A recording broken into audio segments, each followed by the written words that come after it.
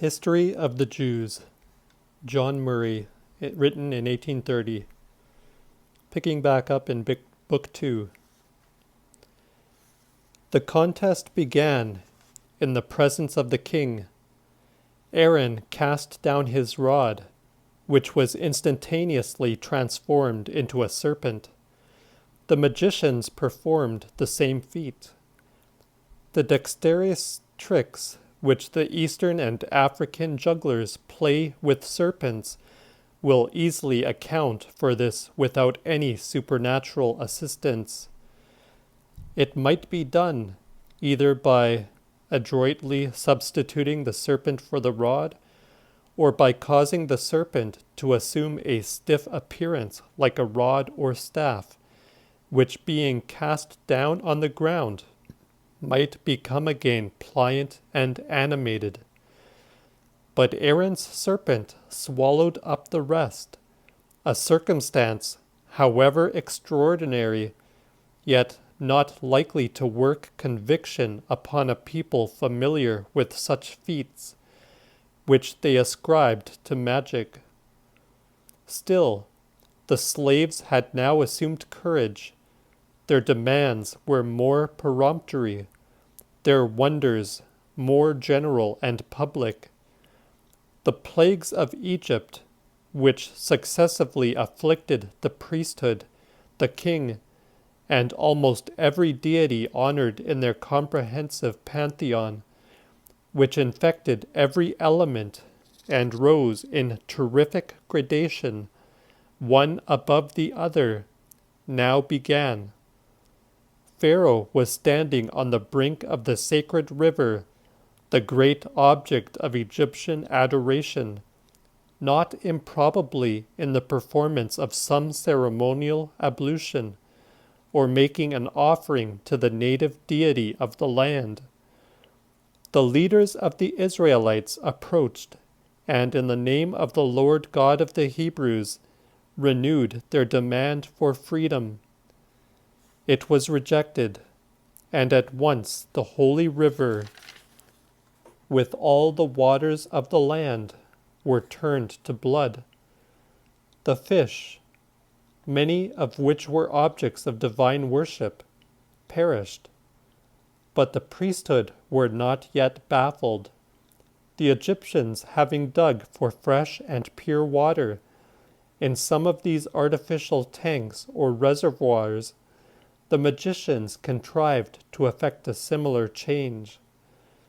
As their holy abhorrence of blood would probably prevent them from discharging so impure a fluid into the new reservoirs, they might, without great difficulty, produce the appearance by some secret and chemical means. The waters of the Nile, it is well known, about their period of increase, usually assume a red tinge, either from the color of the Ethiopian soil, which is washed down, or from a number of insects of that color. Writers who endeavored to account for these miracles by natural means suppose that Moses took the opportunity of this periodical change to terrify the superstitious Egyptians. Yet that Moses should place any reliance on, or the Egyptians feel the least apprehension at, an ordinary occurrence, which took place every year, seems little less incredible than the miracle itself. For 7 days the god of the river was thus rebuked before the god of the stranger. Instead of the soft and delicious water spoken of by travelers as peculiarly grateful to the taste, the fetid stream ran with that of which the Egyptians had the greatest abhorrence. To shed, or even to behold blood, was repugnant to all their feelings and prejudices. Still the king was inflexible, and from the sacred stream was derived the second plague. The whole land was suddenly covered with frogs. The houses, the chambers, even the places where they prepared their food, swarmed with these loathsome reptiles. It is undoubtedly possible that the corrupted waters might quicken the birth of these creatures, the spawn of which abounded in all the marshy and irrigated districts. Hence the priests would have no difficulty in bringing them forth in considerable numbers. The sudden cessation of this mischief at the prayer of Moses is by far the most extraordinary part of this transaction. In one day all the frogs, except those in the river, were destroyed. So far the contest had been maintained without manifest advantage on either side, but the next plague reduced the antagonists of Moses to a more difficult predicament. With the priesthood, the most scrupulous cleanliness was inseparable from their sanctity. These Brahmins of Egypt, so fastidiously abhorrent of every kind of personal impurity that they shaved every part which might possibly harbor vermin, practiced ablutions 4 times a day, and wore no garments but of the finest linen, because woolen might conceal either filth or insects, heard with the greatest horror that the dirt had been changed into lice, and that this same vermin, thus called into existence, was spreading over the whole country. After a vain attempt, notwithstanding their prejudices, to imitate their opponent, they withdrew for the present from the contest. But the pride of the king was not yet broken, and the plagues followed in rapid and dreadful succession. Swarms of flies, or rather mosquitoes, in unusual numbers, covered the whole land. By the intercession of Moses they were dispersed. Next, all the cattle of every description were smitten with a destructive murrain. All but those of the Israelites who were exempt from this, as from the former calamity. This last blow might seem to strike not merely at the wealth, but at an important part of the religion of Egypt, their annual worship. The goat worshipped at Mendes, the ram at Thebes, the more general deity, the bull Apis, were perhaps involved in the universal destruction. Still, this is by no means certain, as the plague seems to have fallen only on the animals which were in the open pastures. It is clear that the war horses escaped. If this plague reached the deities, the next was aimed at the sacred persons of the priesthood, no less than at the meaner people. Moses took the ashes of the furnace, perhaps the brick kiln in which the wretched slaves were laboring, cast them into the air, and where they fell, the skin broke out in boils. The magicians, in terror and bodily anguish, fled away. It is impossible to read the following passage from Plutarch without observing so remarkable a coincidence between the significant action of Moses and the Egyptian rite, as to leave little doubt that some allusion was intended. In the city of Ilituia, as Menneto relates, calling them Typhonian, as sacrificed to Typhon, they burned men alive, and, winnowing their ashes, scattered them in the air and dispersed them. The usual objects of these sacrifices were people with red hair, doubtless their old enemies, the shepherds. Had any of the Israelites suffered in these horrid furnaces, it would add singular force and justice to the punishment inflicted on the priests and people. It would thus have been from the ashes of their own victims that their skins were burning with insufferable agony and breaking out into loathsome disease. The next plague, though in most tropical climates it would have been an ordinary occurrence, in Egypt was an event as unusual as alarming. All ancient and modern writers agree that rain, though by no means unknown, falls but seldom in that country. It appears to be rather less uncommon now than formerly. According to Herodotus, it rained once at Thebes, and the circumstance excited general apprehension. There, at present, says Belzoni, 2 or 3 days of moderate rain generally occur during the winter, but lower down, in the part of the valley where these events took place, it is still an uncommon, though not an unprecedented phenomenon. Hasselquist speaks of rain at Alexandria and in other parts of the delta. Pocock saw even hail at Fayoum. Ordinarily, however, the Nile, with its periodical overflow and constant exhalations, supplies the want of the cool and refreshing shower. Now, according to the prediction of Moses, a tremendous tempest burst over the country. Thunder and hail, and fire mingled with the hail, that ran upon the ground, rent the branches from the trees, and laid prostrate the whole harvest. From the cultivation of flax, Egypt possessed the great linen manufacture of the ancient world. On the barley the common people depended for their usual drink, the rich soil of Egypt in general being unfit for the vine. Both these crops were totally destroyed.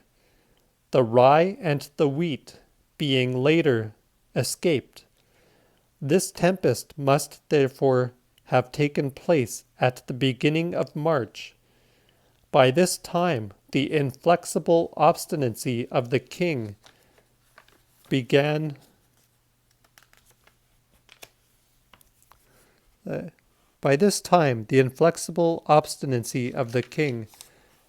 to fail. On the deliverance of the country from this dreadful visitation, he engaged to release the bondsmen. At the word of Moses, the storm ceased. Still, to deprive the whole land of so valuable a body of slaves seems too good a sacrifice to the policy and too humiliating a concession to the pride of the monarch. To complete the desolation of the country, the corn lands were next laid waste by other means of destruction. The situation of Egypt usually secures the country from that worst enemy to the fertility of the Asiatic provinces, the locusts. As these insects fly in general from east to west and cannot remain on the wing for any length of time, the width of the Red Sea presents a secure barrier to their invasions. Their dreadful ravage is scarcely exaggerated by the strong images of the prophets, particularly the sublime description in Joel. Where they alight, all vegetation at once disappears. Not a blade of grass, not a leaf escapes them. The soil seems as if it were burnt up by fire. They obscure the sun as with a cloud. They cover sometimes a space of 9 miles, and thus they march on in their regular files, till the land which was as the Garden of Eden before them, behind them is a desolate wilderness. Such was the next visitation which came to glean the few remaining signs of the accustomed abundance of Egypt, spared by the tempest. A strong and regular east wind brought the fatal cloud from the Arabian shore, or, according to the Septuagint translation, a south wind from the regions of Abyssinia. The court now began to murmur at the unbending spirit of the king. On the intimation of this new calamity, he had determined to come to terms. He offered to permit all the adults to depart, but insisted on retaining the children, either as hostages for the return of the parents, or in order to perpetuate a race of slaves for the future. Now he was for an instant inclined to yield this point, but when the west wind had driven these destroying ravagers into the sea, he recalled all his concessions, and continued steadfast in his former resolutions of resistance to the utmost. At length, therefore, their great divinity, the sun, was to be put to shame before the God of the slave and the stranger. For 3 whole days, as Moses stretched his hand towards heaven, a darkness, described with unexampled force as a darkness that might be felt, overspread the land. Not merely was the sun unable to penetrate the gloom and enlighten his favored land, but they could distinguish nothing, and were constrained to sit in awestruck inactivity. The king would now gladly consent to the departure of the whole race, children as well as grown-up men. Yet, as all the latter plagues, the flies, the murrain, the hail, the locusts, the darkness had spared the land of Goshen, the cattle of that district, in the exhausted state of the country, was invaluable. He demands that these should be surrendered as the price of freedom. Our cattle also shall go with us, not a hoof shall be left behind, replies his inexorable antagonist. Thus, then, the whole kingdom of Egypt had been laid waste by successive calamities. The cruelty of the oppressors had been dreadfully avenged. All classes had suffered in the undiscriminating desolation. Their pride had been humbled, their most sacred prejudices wounded. The Nile had been contaminated, their dwellings polluted by loathsome reptiles, their cleanly persons defiled by vermin. Their pure air had swarmed with troublesome insects. Their cattle had perished by a dreadful malady, their bodies broken out with a filthy disease. Their early harvest had been destroyed by the hail, the later by the locusts. An awful darkness had enveloped them for 3 days, but still the deliverance was to be extorted by a calamity more dreadful than all these. The Israelites will not depart poor and empty-handed. They will receive some compensation for their years of hard and cruel servitude. They levy on their awestruck masters contributions in gold, silver, and jewels.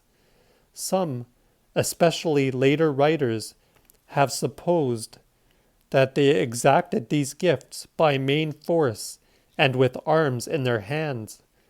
Undoubtedly, though the Israelites appear to have offered no resistance to the Egyptian horsemen and chariots which pursued them in the desert, they fight with the Amalekites, and afterwards arrive an armed people on the borders of Canaan. Josephus accounts for this, but not quite satisfactorily, by supposing that they got possession of the arms of the Egyptians, washed ashore after their destruction in the Red Sea. But the general awe and confusion are sufficient to explain the facility with which the Israelites collected these treasures. The slaves had become objects of superstitious terror. To propitiate them with gifts was natural, and their leader authorized their reception of all presents which might thus be offered. The night drew on, the last night of servitude to the people of Israel, a night of unprecedented horror to the ancient kingdom of Egypt. The Hebrews were employed in celebrating that remarkable rite which they have observed for ages down to the present day, the Passover, the memorial that God passed over them when he destroyed the firstborn of all Egypt, has been kept under this significant name, and still is kept as the memorial of their deliverance from Egypt by every faithful descendant of Abraham. Each family was to sacrifice a lamb without blemish, to anoint their doorposts and the lintels of their houses with its blood, and to feast upon the remainder. The sacrifice was over, the feast concluded, when that dreadful event took place, which it would be presumptuous profanation to relate, except in the words of the Hebrew annalist. And it came to pass that at midnight the Lord smote all the firstborn in the land of Egypt, from the firstborn of Pharaoh that sat on the throne, unto the firstborn of the captive that was in the dungeon, and all the firstborn of the cattle. And Pharaoh rose up in the night, he and all his servants, and all the Egyptians, and there was a great cry in Egypt, for there was not a house where there was not one dead. The horrors of this night may be better conceived when we call to mind that the Egyptians were noted for the wild and frantic wailings with which they lamented their dead. Screaming women rush about with disheveled hair. Troops of people assemble in tumultuous commiseration around the house where a single corpse is laid out. And now every house and every family had its victim. Hebrew tradition has increased the horror of the calamity, asserting that the temples were shaken, the idols overthrown, the sacred animals chosen as the firstborn, involved in the universal destruction.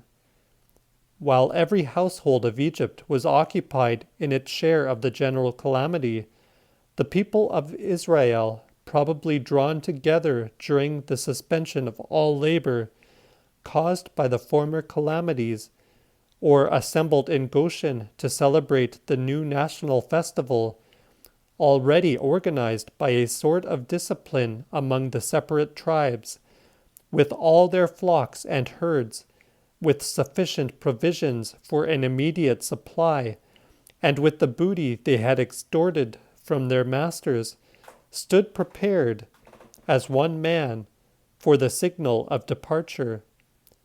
During the night, the permission, or rather entreaty, that they would instantly evacuate the country, arrived.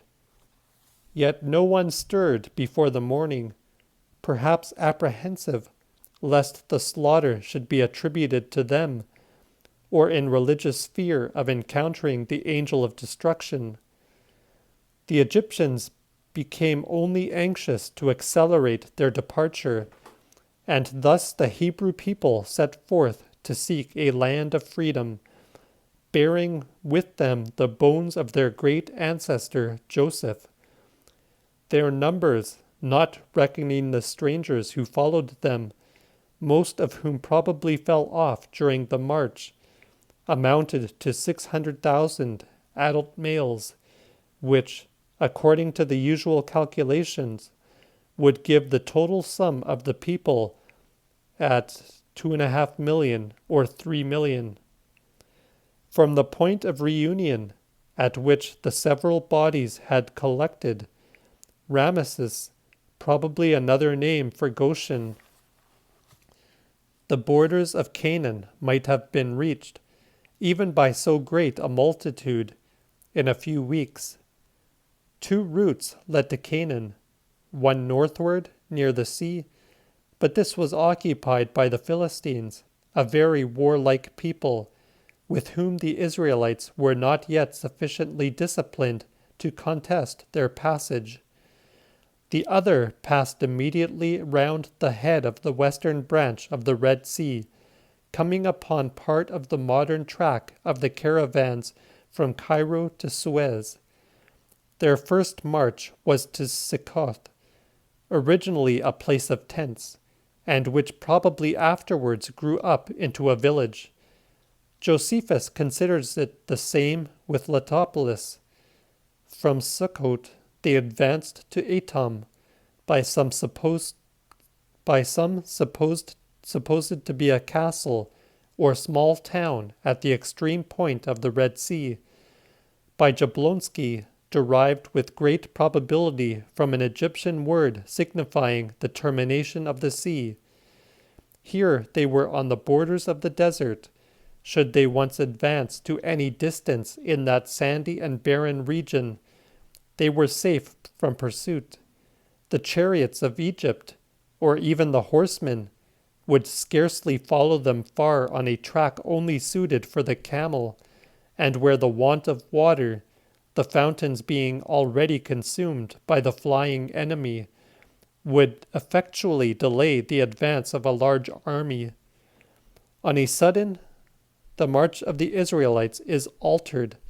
Instead of pressing rapidly onwards, keeping the sea on their right hand, and so heading the Gulf, they strike to the south, with the sea on their left, and deliberately encamp at no great distance from the shore,